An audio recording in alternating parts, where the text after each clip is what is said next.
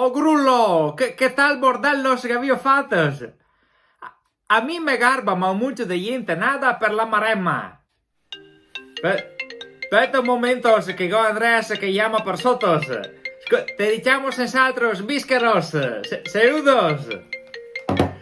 Oi, ciao Agnellino! Ieri con Fiorentino, pere, non so mai se parlare in toscano, in spagnolo, non ho mai capito come che il discorre, per fortuna so le lingue. Te gaffi ricci stanotte, ah? Che razza di così?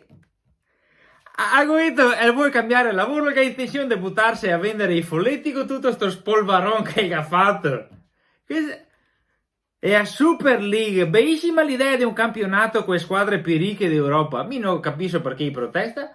Ora che l'idea è geniale, così l'inverno prossimo chi ne sarà dentro da nuovo, al manco guardiamo belle partite, oltre che...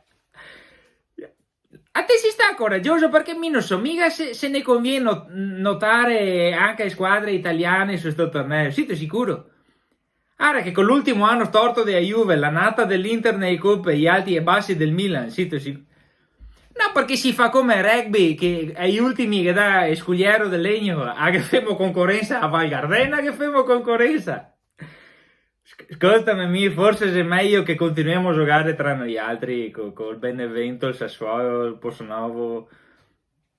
Per carità, sai che dopo femo come a Ferrari in Formula 1, non sarebbe meglio correre contro le macchinette che va a Fiat in pipià, no? Vabbè, per carità, sti dici? Ascolta, no, solo una roba mi sento di dirti. Per mica vi sbagliare il nome Superlega, se è sbagliato. Se è sbagliato, con tutte queste proteste che sono nate, queste divisioni, queste lotte interne e baruffe, queste correnti che non va d'accordo, queste scissioni, non te dovevi chiamarlo Superlega, ma Super PD casomai.